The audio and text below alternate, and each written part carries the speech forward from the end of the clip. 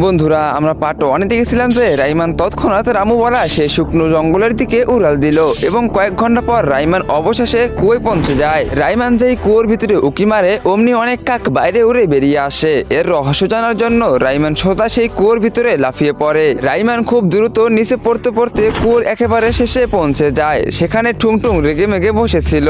Ryomen ঠুংঠুংকে জিজ্ঞেস করলো, ওই কাঠের মানুষ, আমি এখন জানতে পেরেছি যে তুই কাক পাঠিয়ে মানুষের মৃত্যুর মুখে ঠেলে দিচ্ছিস। এখন বল কেন এমন করতেছিস, তোর কি চাই? কিন্তু ঠুংঠুং মানলো না এবং রাইমানকে হুমকি দিল, তুই কে? আমি তোকে কেন বলবো, এখান থেকে চলে যা, না হলে তোর জন্য ভালো হবে না। রাইমান বলল, যদি তুই তোর সমস্যা বলিস তবে হয়তো আমি তোকে কিছু সাহায্য করতে পারবো। আর হ্যাঁ, মনে রাখিস আমার কাছে তোর চেয়ে বেশি শক্তি আছে। এই কথা বলতেই ঠুংঠুং কেঁদে উঠলো এবং বলল, আমার নাম ঠুংঠুং, আমি পুরনো যুগে এই ফরুয়াপাড়া গ্রামের রাজা ছিলাম। সেই সময় আমার কাছে এত ধন সম্পদ ছিল যে ফরুয়াপাড়া গ্রামের লোকেরা 100 বছর বসে খেতে পারতো। কিন্তু আমার নিজের লোকেরাই বিশ্বাসঘাতক প্রমাণিত হলো। হোয়াইট 444 যে আমার বিশ্বস্ত মন্ত্রী ছিল, সে একদিন আমাকে এসে বলল, মহারাজ, আমার কাছে আপনার জন্য সুখবর আছে। আমাদের রাজ্যে যেই কুয়োটা আছে তার মধ্যে কুবরের ধন আছে। এই কথা শুনে মন্ত্রীর সাথে আমি সেই জঙ্গলের কুয়োর কাছে চলে এলাম। আর যেই আমি সম্পদের লোভে কুয়োর ভিতরে উকি দিলাম, অমনি হোয়াইট 444 আমাকে ধাক্কা মেরে দিল